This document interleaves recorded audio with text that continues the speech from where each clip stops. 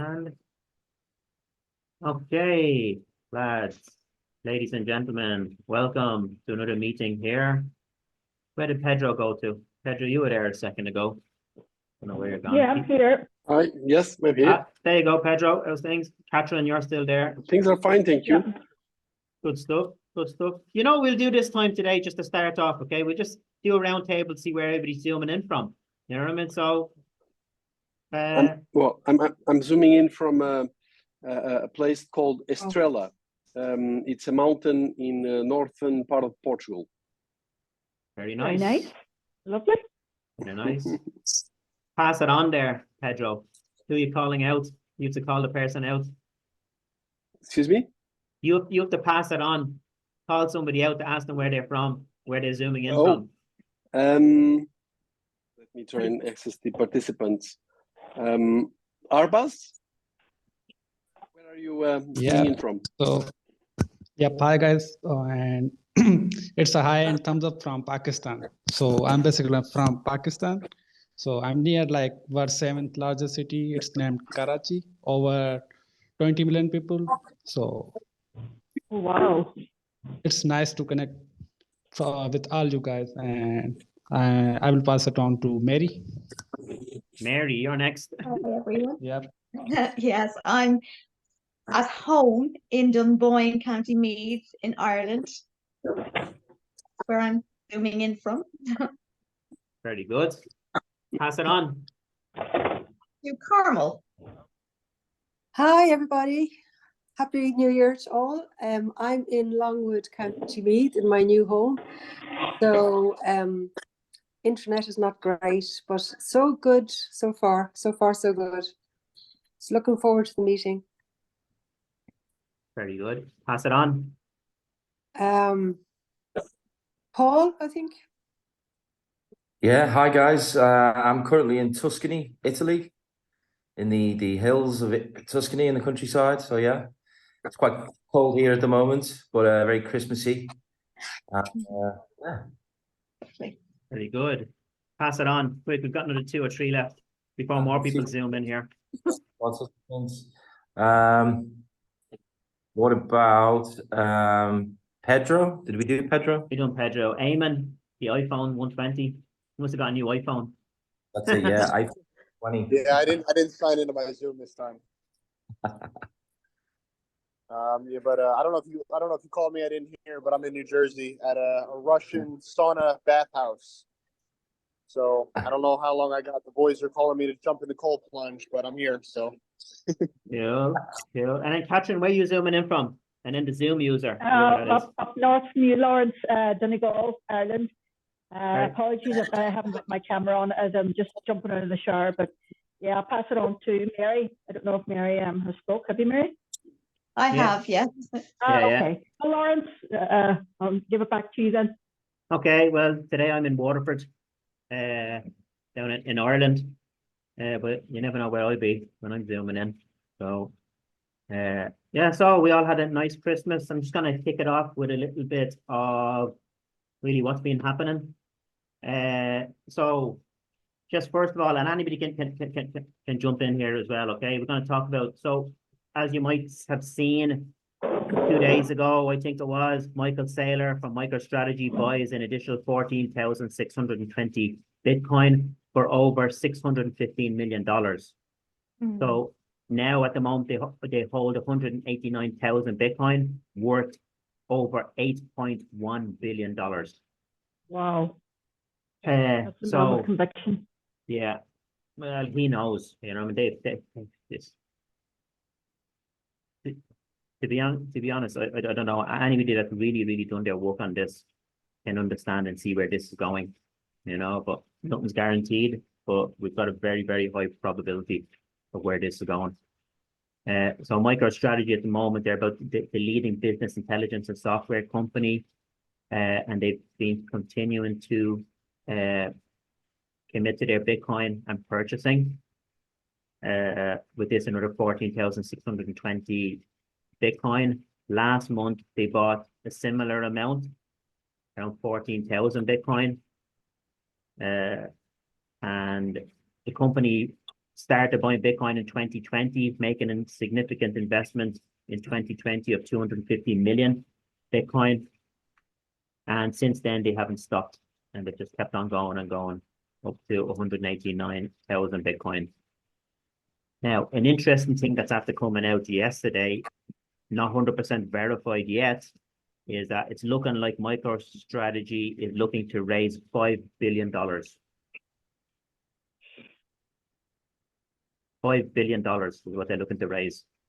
But they know they need to start getting in before this ETF is launched. So if he raises $5 billion, how many million is he gonna, hundreds of millions is gonna be buying per day with that $5 billion? He probably has 30 days before the big boys get in. So he knows he needs to get in there. Anybody's thoughts on any of that?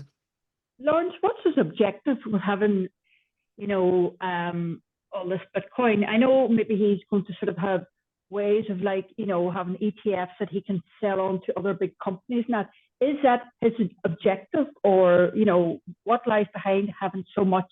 I know he said several times you can never have enough. You know, what's your thoughts? What's your views? I think he truly understands of what Bitcoin really is, right? So I was talking to somebody earlier on there, and I was explaining to them about most people still probably don't realize when we're buying Satoshis, we're buying the foundations for the future, right? When we look at the World Wide Web, there's a protocol underneath the World Wide Web that the World Wide Web actually sits on. And then on top of that, there's layer 2s and layer 3s like Google, Facebook, Instagram, all those companies, right? Now, because the people that own the foundations of the World Wide Web and the World Wide Web, they don't actually benefit from the growth of all the companies like Google, Facebook, Instagram, the value of those companies. Yeah. It has gone into the World Wide Web, but nobody's really benefited from it. And what I can see in the future is so much things are going to be stacked on Bitcoin, on layer 2s, layer 3s, layer 4s. The value of those new companies and corporations and billion-dollar companies that are coming down the line, the value of those companies will go into Satoshis. But what is his objectives of having so much Bitcoin? What lies behind that? For what reason? What is his rationale? You know. Well, the reason why he got into Bitcoin was to protect the $500 million that they had in the bank in 2020. Yeah. And when Yeah. he realized that there's nothing else to put the money into, like property or gold or silver, like his advisors at the beginning were telling him to look at buying real estate. You know, and he said, well, what am I going to do with $100 million building? If anything happens, how do I move that? You know? Yeah, you know, he understands it from a very, very deep level, to the point where he's, well, some people would say he's taken quite a risk. And let's face it, he is. Maybe we wouldn't see it now as a risk because we're coming up to, you know, these ETFs being approved and the halving cycle coming, all of that. But a couple of years, you would have said, boy, he's taking a risk, you know, because there's still that, okay, I mean, there might have been quite a probability that things, you know, it would sort of fluctuate, but there was still that sort of volatility. And let's face it, whenever he was buying massive chunks at the beginning, there was a massive pullback. And he even said himself that it was very difficult, it was hard.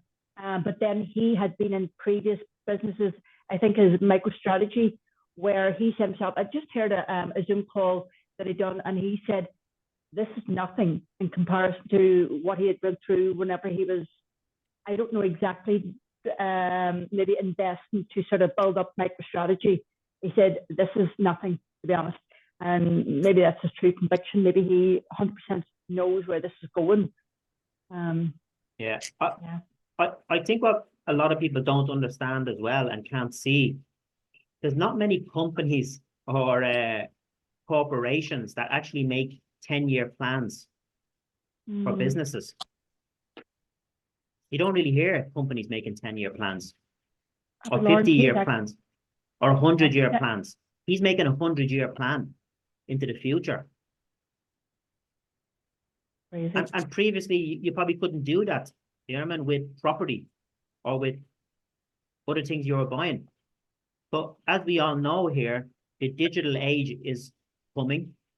Things are going to be changing very, very fast, very soon, and everything's going to be digitalized. So if everything's going to be digitalized in the future, and another thing that's happening, a lot of these NFTs and ordinals and all are starting to pop up. So a lot of stuff that was tested before on Ethereum and all these other platforms, these people are starting to now build on the Bitcoin blockchain. That's why the fees have gone up as well. So if all those tests that were done in the last 3, 4, 5 years, if they move now their products onto the Bitcoin blockchain, should the value of all them companies when they grow as well, you know what I mean, it's going to go into Satoshis.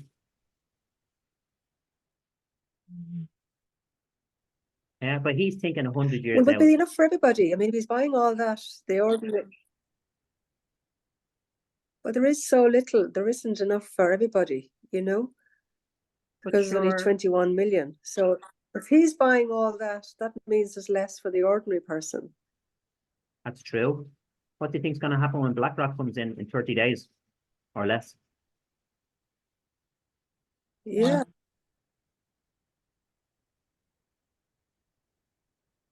Like in the end of the day, Carmel, how many people have you told about this? How many people have you told about this, Paul? You know what I mean? Eamon. You know, like Yes, we can bring a exactly. horse to water, but we can't make him drink. Exactly. I mean, there's so many people that I know who, you know, I've explained this to many times, and they kind of know a little bit about it, but they just don't know what it is. They're just so scared of the idea of going online and buying a Bitcoin and all that kind of stuff, and they just don't get their heads around it, and they're gonna miss the boat like very soon. Like you say, once BlackRock comes in and They all won't these be buying in until it's a million.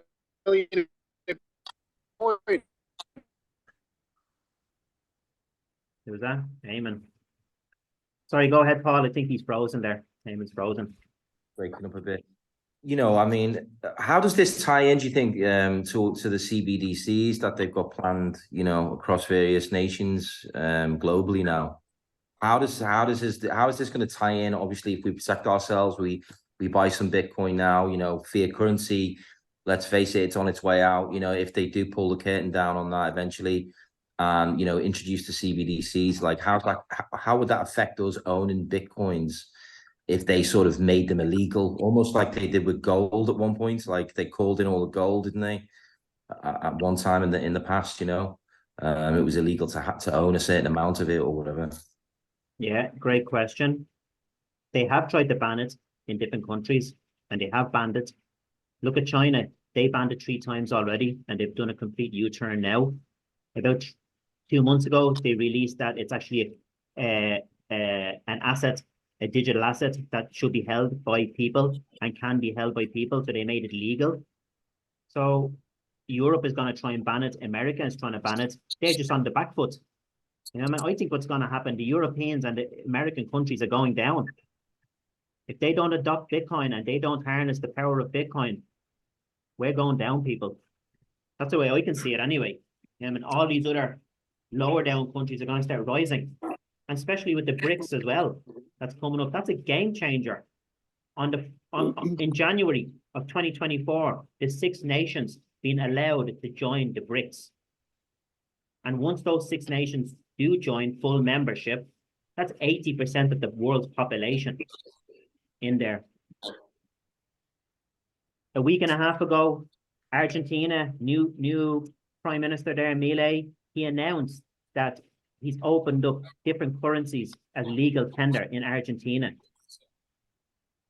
and included Bitcoin as well. And that only came a week after he was in. We'll have to see how it rolls out over there. You know, I mean, how the adoption really happens over there. But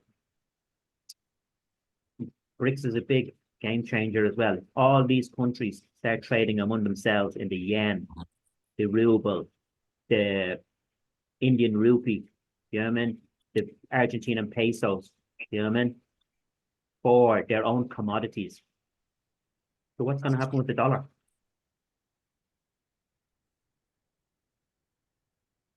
Exactly. Yeah, it's gonna, Kind of suffer, isn't it? I think so. It'll take a bit of time, you know, before people start really feeling the effect. But I think with CBDCs coming in, I really think we have some sort of insurance buying Bitcoin. That's what I think. I think so. I think at this stage now, I think it's the safest thing to do. Maybe 30, 40 years in the future, things may change, but I think now it's probably the safest bet. I think you're going to have a lot more security. Should any of these things happen, CBDCs come in, fiat currency is just getting out of control. They're just printing trillions and trillions of them every year now. It's becoming worthless. It's just like worthless paper. I mean, everyone's feeling the effects of that now. We can all see everything going up, pint of milk, block of butter, £7, whatever it is. It's going insane, isn't it? Yeah, madness. And it's not going to get any better because they're going to keep on turning that printer on. Yeah. They're not going to stop printing money. The only way they can survive, and this is governments, they're overspending. The only way government can stay in power and keep people happy is by printing more money. And that's what they're going to keep on doing. So Well, it's gone past the point of no return, really, hasn't it? I think. Now, Rosie. definitely, yeah. Yeah. What's your take on this, Michael? We're kind of having it kind of open. Pedro. Michael, what's your take on this? Hi guys, or things. Yeah, look, my take is I like a lot of people just don't get Bitcoin, and that's one thing, but a lot of people don't even get how our currencies are being devalued, and I think that's the scary thing, like that people we're being robbed every day of the week, and the ordinary Joe Soap just doesn't realize it, the wool has been pulled over our eyes, and tis until you figure that out that you realize the value of Bitcoin in my eyes, Yeah. True. And Pedro, Mary, what are you seeing? Pedro, can you speak up a little bit? We can't hear you, Pedro. It's not connected. Sorry, can you hear me better now? Yeah. With everything that's happening in the world internationally, with the wars that are happening, I just find that Bitcoin gives some reassurance, because it's a way for people to grab some of the value that they have. If one day you have to leave your home to go elsewhere, look at what's happening in Ukraine and now in Palestine.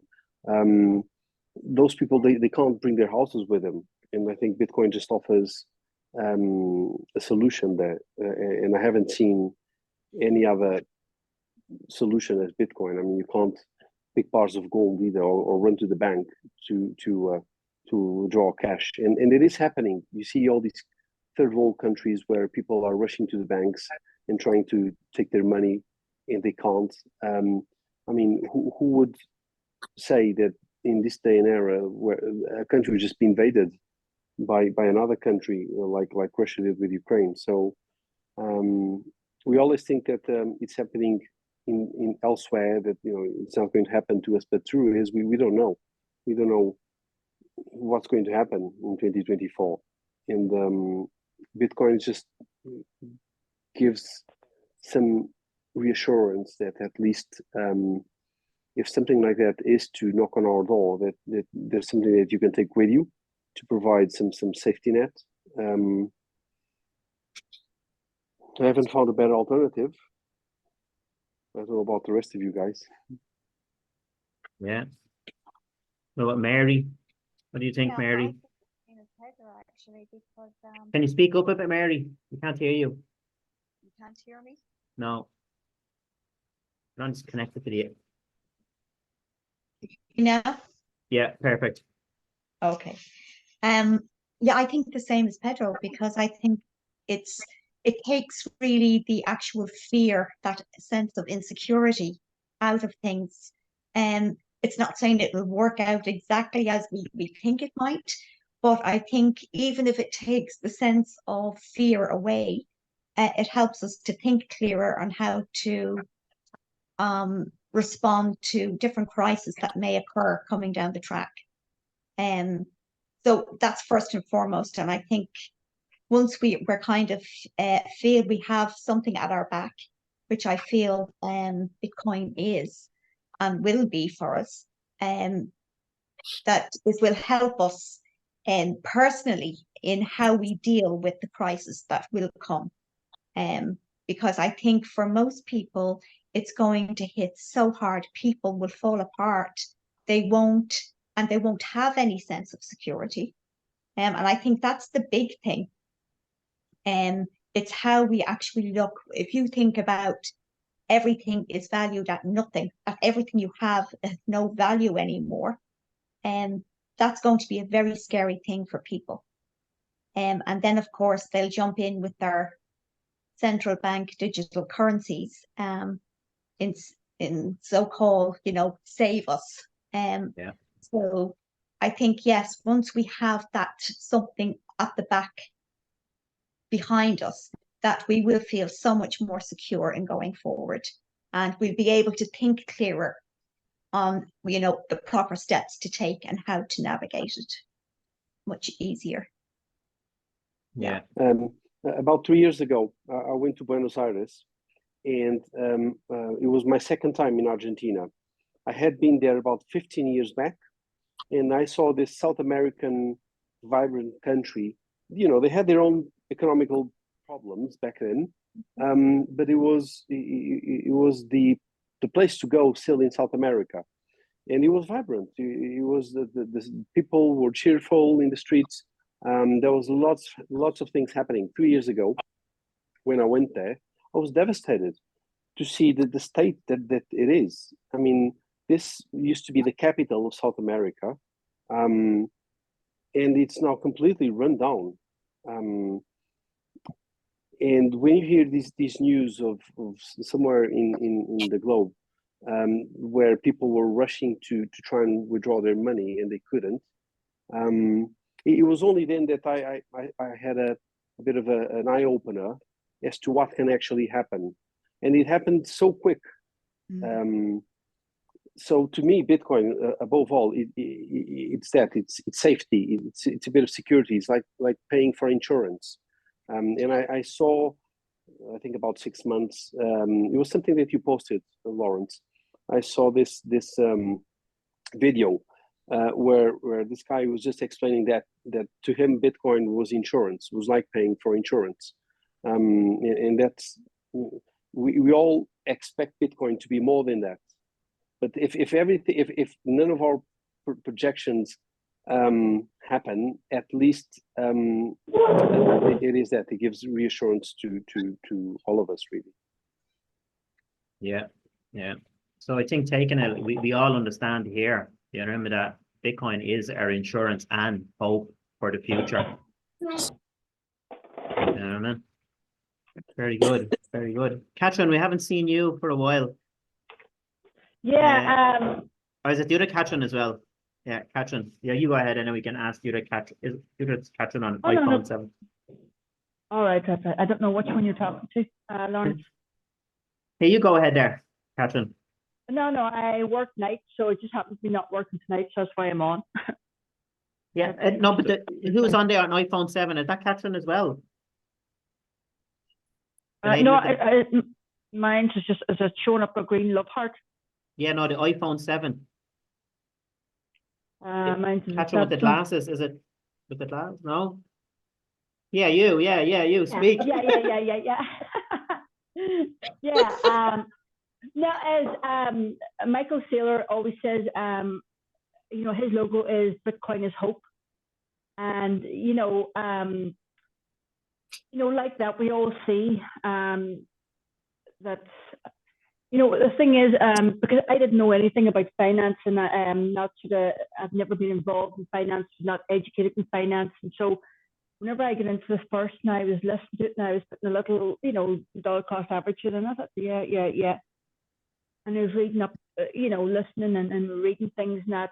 But when you see then your outer reality, the outer world, matching what has been said, it can be pretty sort of daunting, really sort of frightening, so to speak. So when they then are now sort of predicting of what's coming down the line, the likes of Jeff Boots and that, prices rising and, the more sort of negative aspects of it, I don't even want to think about it. But I mean, yeah, Bitcoin is hope, especially for us that are in it and sort of dollar cost averaging, and it sort of helps us to sort of secure our money and, provide for our family, for the security of our family, for the future. I mean, I've got a little account for my daughter.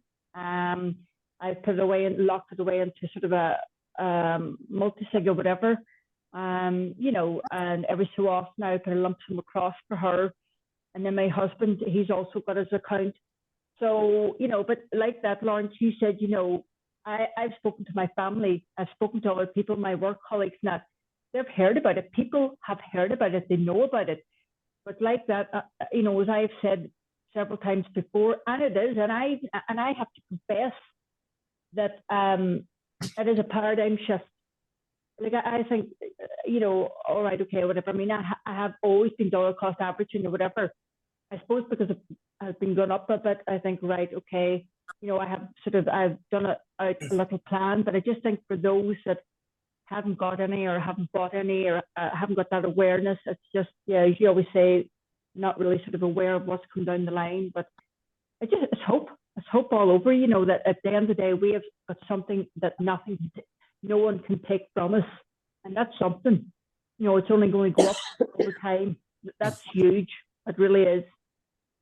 Yeah, definitely. Yeah. And that goes back to property rights as well. And not like when you think about it, anything we really have can be taken away from us by force. Your car outside the house, your house, you know what I mean? Your bank account, anything we have. Except Bitcoin if it's in cold storage and you have 24 words in your head. And you can bring that anywhere with you. Sorry, that's Neve there, isn't it? Isn't it Neve? It is, yeah. Yeah. I can't. Did I unmute myself there? You unmuted yourself. I was now. muted and I couldn't find the button, and I was starting to just lose the plot. Yeah, we haven't seen you on any of the calls in a while. Yeah, haven't, and I've been forgetting about it, and I've been mad busy in work, and then I've been studying as well, and then I had a little granddaughter. She's 8 weeks old now, so between one thing and another, I've been AWOL. I have been catching up, but sometimes there's over 100 chats in the WhatsApp for to catch up, and I know. But I'm still tipping away, buying the odd bit here and there. Good stuff. Guys, just a question there for the group, actually.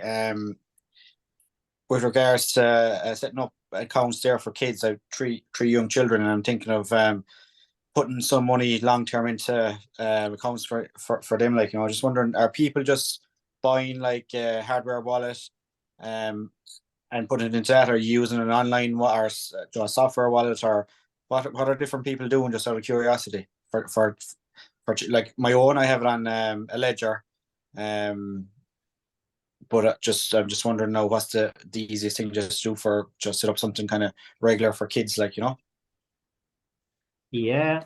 Well, what you can do with your ledger, you can go into your ledger account and set up another Bitcoin wallet in there, and just have a second BTC with their kids' names on it. You know what I mean? And then when you buy Bitcoin, you can just transfer it to that wallet straight from your phone. You want to do it that way? That's a simple solution. Instead of there's no point overcomplicating this.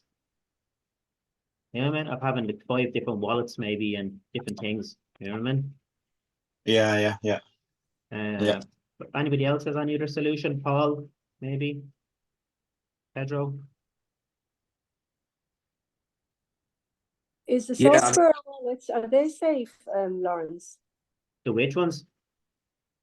software, you know, not the hard wallet. I wouldn't trust them.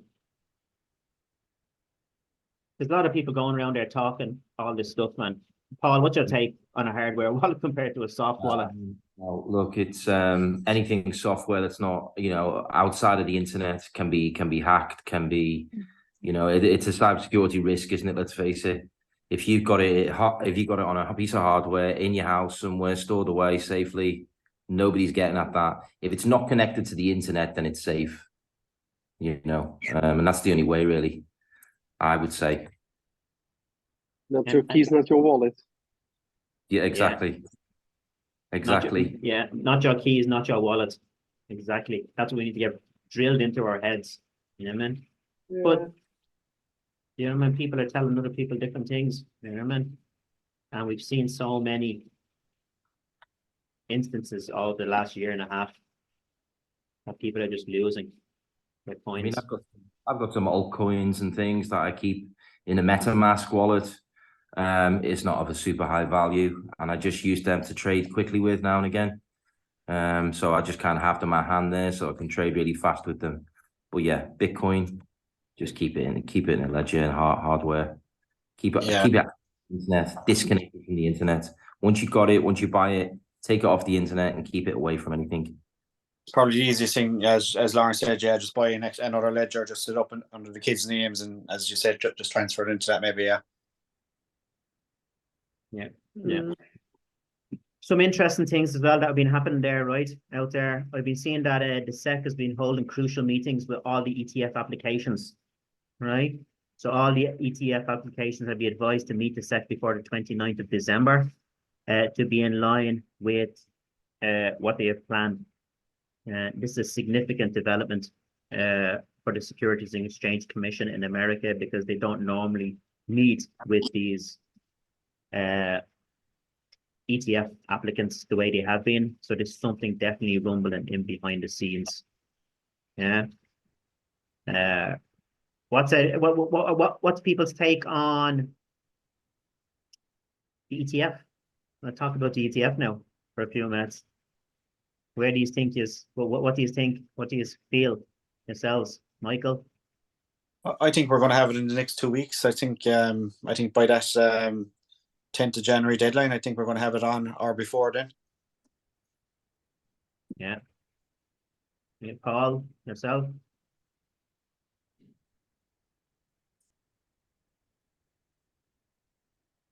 Yeah, I mean, so, you know, we've got this penultimate date, haven't we, coming up on the 10th of Jan, I think. So, you know, the application's gone in and, you know, I mean, it looks like it's going to go ahead, doesn't it, really? I can't see why it wouldn't. So this is going to have a significant impact, I would say, straight away, really, for a lot of people. Especially in the coming months after that, I think we're going to see a sharp rise in Bitcoin, in the price. And, you know, if you don't get in now, I think by the end of the year, by the end of 2024, you know, it's going to be very, very expensive to get into Bitcoin. And if, you know, these big companies like Lawrence was saying are buying, you know, $5 billion worth, pretty soon there's going to be none left, you know, for the average person to even get their hands on. Yeah. Niamh, have you been keeping up with this ETF that's happening? I've been watching it on the chat and the WhatsApp, but aside from that, I don't really know an awful lot about it. Okay, so basically, I think it will impact the price, though. Yeah. So basically, what an ETF. Can you explain a little bit about it, Lawrence, please? Yeah. So from what I know about an ETF is a wrap around. So there's like there's a gold ETF, right? So what that is, it's a wrap around the market price of gold. Okay, not the market price, the market cap of gold, and all the gold that they reckon is in the world. Okay. So, and there's the S&P 500. That's a wrap of the 500 top companies in the world. That, right, the PLC companies. They put them into one basket and then they put a wrap around it. And these institutions can come in and put in maybe a 5% allocation into the S&P 500, 5% into gold, 5% into the NASDAQ 100 or 20%, whatever. You know what I mean? But they get the benefit of doing one trade for the whole of the S&P 500. They don't have to buy individual stocks or shares. Yeah. Does that kind of explain it a little bit? Yeah. So Yeah, so then are they going to start taking investments from the general public and from funds into their portion of the fund? yeah, they're going to open up to the institutional money, the sovereign wealth funds, governments. And here's something else. I had a very interesting call with somebody last week. Right? People are talking about the ETF and institution money. You know, people aren't looking at governments getting into Bitcoin. Where do governments get their money from? Hmm. Where do governments get their money from? Us suckers. Texas. They get it from like the Federal Reserve. They just borrow Yeah. the money. Yeah. Right? They print the money. When they want to borrow money, it's printed for them. So they can just print money to buy Bitcoin. Imagine what happens when the government start coming in to start buying this. To put it on their balance sheet. Mm. We're talking about institutions that are coming in, right? And at the moment, the ETF market, I think in America is worth about 10 trillion. The total ETF market, right? Let's go into a little bit of numbers regarding the ETF, okay? So I put up a post there earlier on in the group, okay? And let's dive into a new wave of people who are owning and promoting our favorite asset, which is Bitcoin, right? Thank you for your efforts, plebs. We'll take it from here, right? I got this from on Twitter from a guy I'm following called Fred. He's amazing, right? I just caught my thing. So first of all, BlackRock, right? Simply put it, it's the largest asset manager in the world. The total AUM is now 10 trillion, which is roughly half of the US GDP and a third of the US debt, right? The US debt at the moment is about 33 trillion. So they're managing 10 trillion of the US debt. They manage over 700 ETFs, more than anyone else. And they don't want to play number 2 in this ETF game because they are at number 1 at the moment, right? Although as soon as they go out the gate, they're going to be up against GBTC, who have a Bitcoin trust at the moment, but they want to change that into an ETF. And GBT has over 600,000 Bitcoin already in that trust, and they want to convert that. So these people are saying the first day the ETF hits, it's looking like BlackRock could be coming in buying 20,000 Bitcoin. Okay? Yeah. So that's BlackRock. The next person will be Fidelity. Okay? It's a 90-year-old institution with about 4 trillion in management fees and 10 trillion under assets under administration.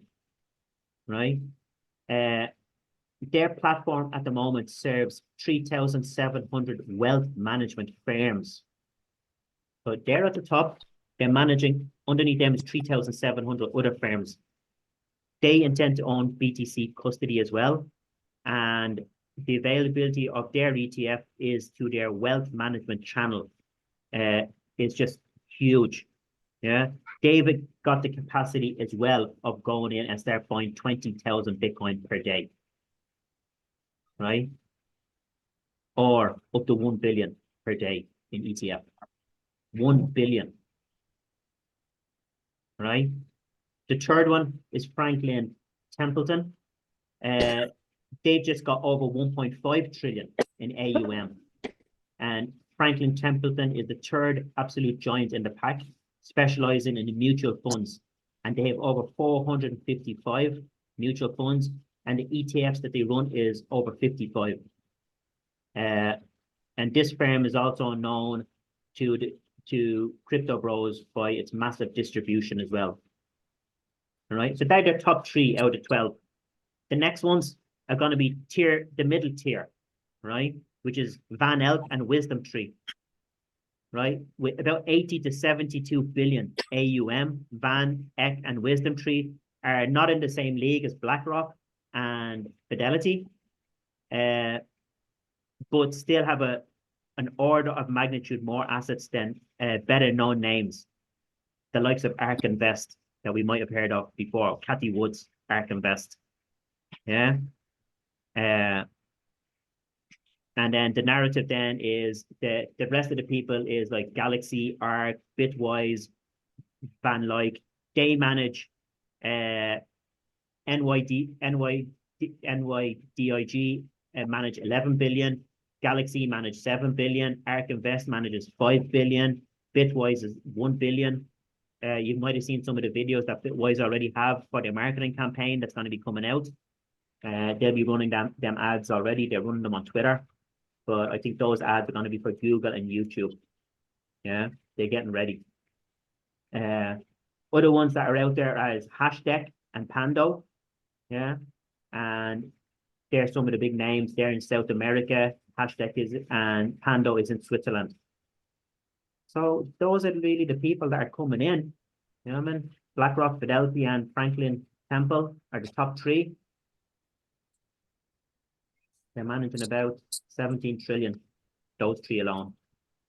But is it not a case that as soon as they start rolling out that the ETF gets passed and they start rolling out their ads on Google and YouTube and whatever, that the bog standard person on the street is going to want to get in and buy some Bitcoin? They're basically going to have a trickle down effect of orange pilling people that know nothing about Bitcoin now today. Yeah, well, they're going to be ringing up their pension fund managers, right? That manage the pensions, right? And in about 4 to maybe 6 months' time, people that are opening pensions or contributing to their pensions will probably, to be honest, a lot of people that set up pensions, they don't really have much say in where the money's allocated. Yeah. You know what I mean? The pension funds will just do that themselves, allocate the money themselves. No, but I'm saying if the fact that these big companies are going to start advertising, is that not going to orange pill bog standard people who don't want to invest in a pension or in another company, but want to say get involved and do it themselves? Yeah, it's going to build up a lot of awareness. Yeah, isn't it? Yeah. Definitely. Yeah, and the more people see these ads and more times they see the ads, it's going to sink in their head. Well, maybe I do need to look at this Bitcoin. Yeah, yeah. You know, but the people that they're talking to aren't bog standard people. Oh, they're I know talking to that. the big money. Yeah, yeah. Pension funds. Yeah. The small people like us yeah. can only go on Coinbase and stuff like that and wherever we're buying it. You know what I mean? And yeah. all these exchanges that we're buying on, you know? So probably very sooner than most people think. It's probably going to be, we probably won't be able to buy Bitcoin.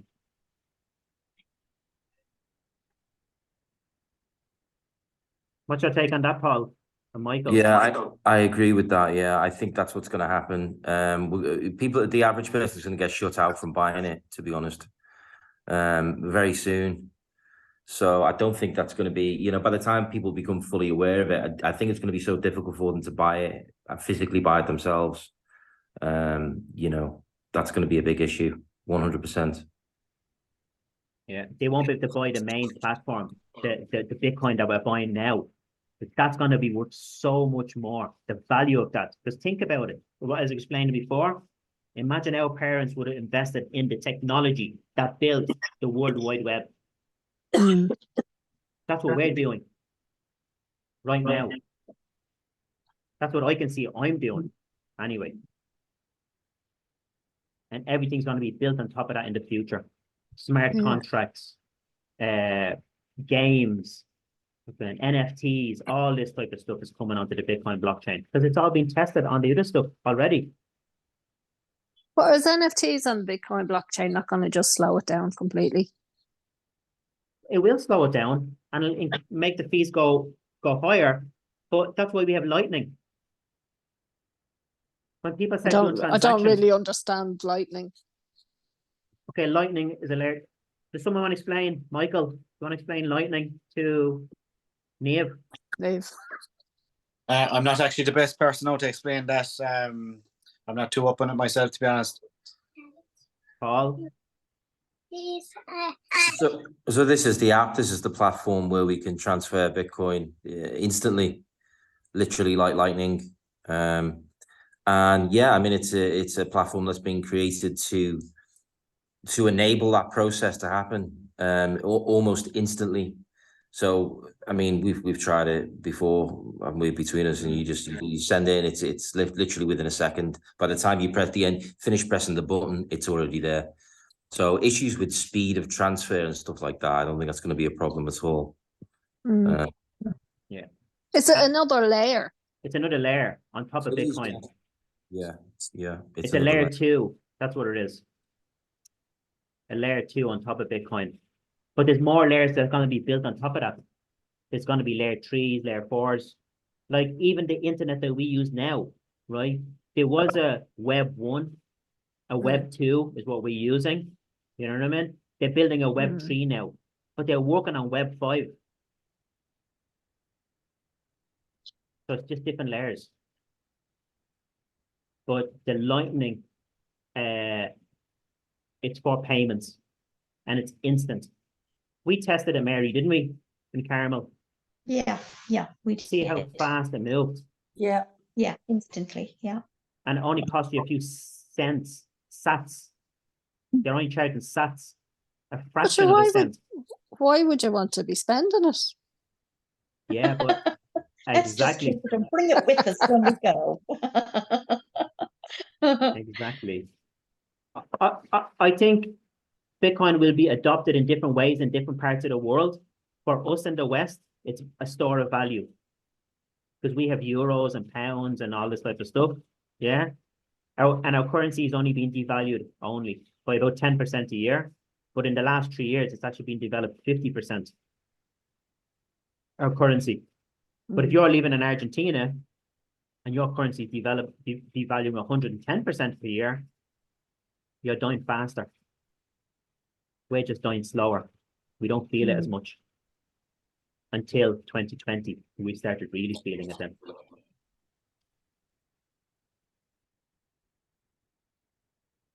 You know? So different parts of the world, it's going to be adopted for different things. Yeah.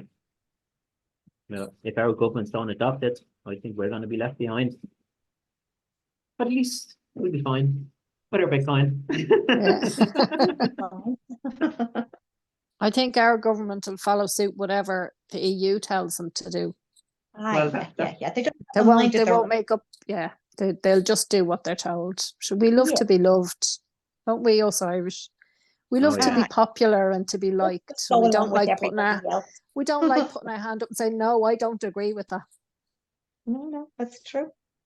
Yeah, Very True. true. true.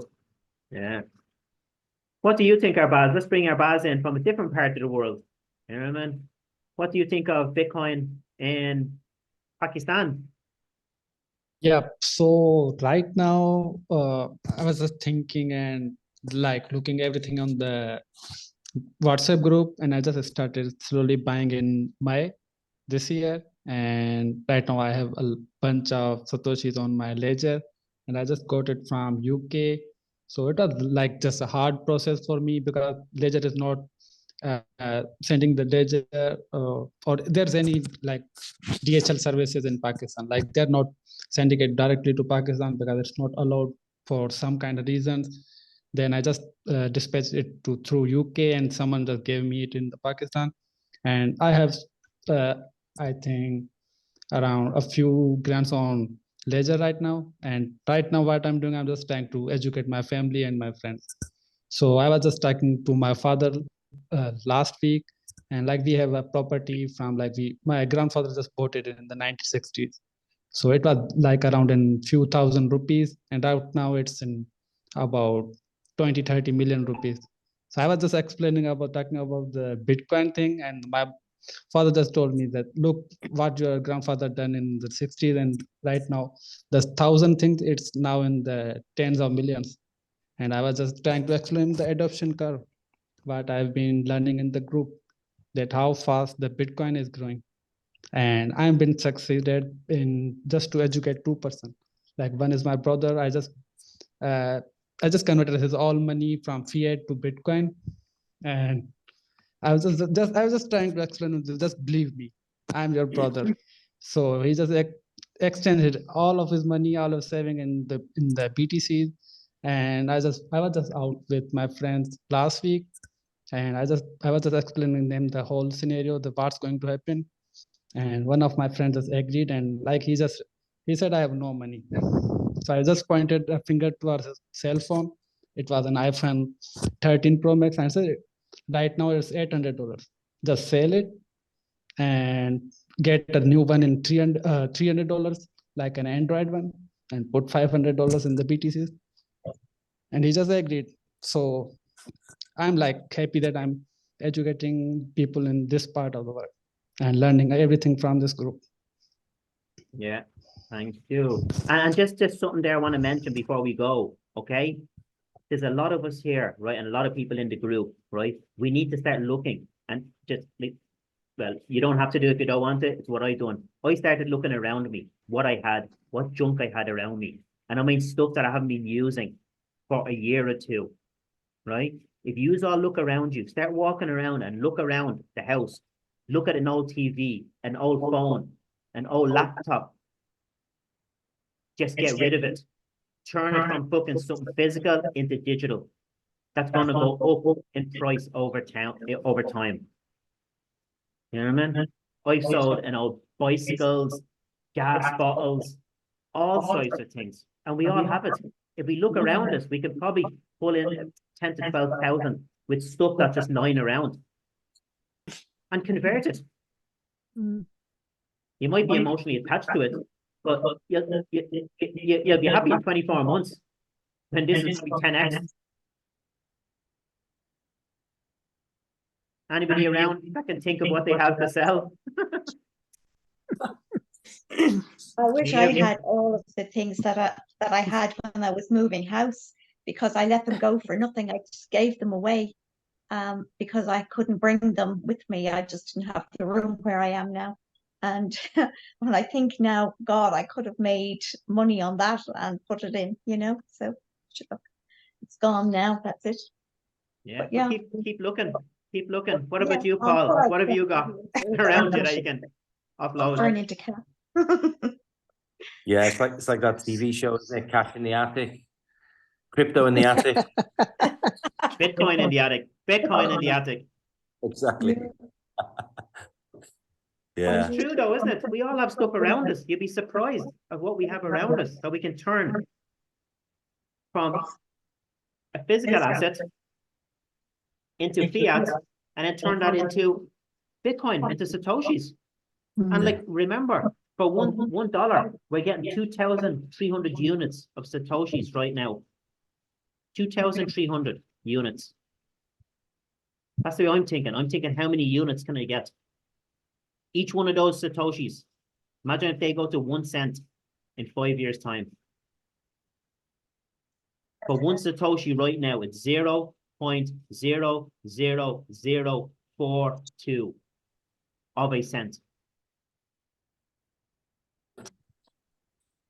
$1 or 1 cent. That's all it needs to go to. And it's going that way. And then what happens when it goes to 10 cents? And $1 for a Satoshi. Do the maths.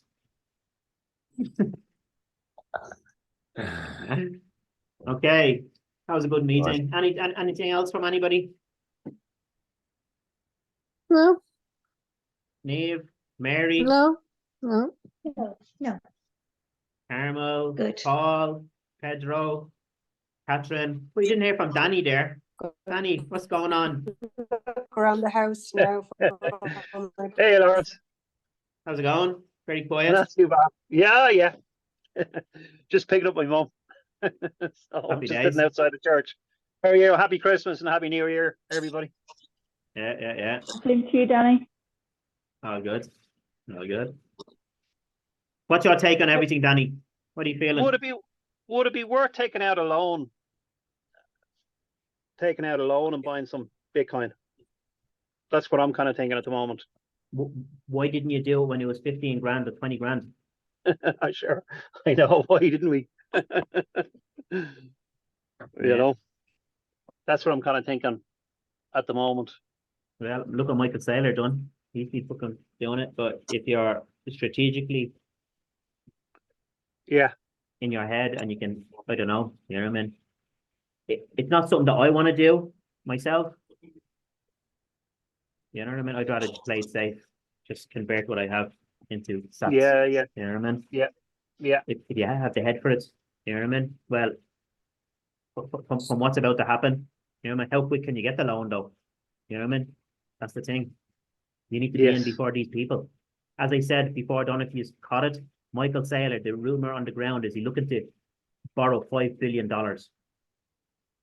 And he's going to try and do that before the 10th of January. And he's going to allocate that before the 10th of January to buy before these boys come in. And I think if anybody can do it, I think Michael can do it. Yeah. He's going to come in and start buying 500 million probably a day worth of Bitcoin. Wow. Then we're going to start seeing moves. Paul's laughing there. A few years ago when I was talking to Paul, he didn't believe me about Bitcoin. Yeah, look, you know what? A buddy of mine got into it in 2013, something like that, and he was trying to convince all of us, like he literally took out loans and bought it. Do you know what I mean? Everything he had, he was putting into it. I mean, the guy's a multimillionaire now. And you know, when nobody listened to him, none of us listened. And it was cheap to buy back then, you know. But we just didn't understand what it was. We'd all laugh at him. But he got the last laugh. I was in rooms with people I know and they're fucking buying it in front of me at $30. Yeah. And I told them it wasn't for me. Yeah. Same. Yeah, and I started buying it at 52,000. Oh, So- wow. You know what I mean? $32. $30. They were buying it in front of me, showing me how to buy it through PayPal and everything. You know what I mean? You had to buy Wow. it through PayPal and send it to this place and you get it then and blah, blah, blah. And they were still showing me at $100.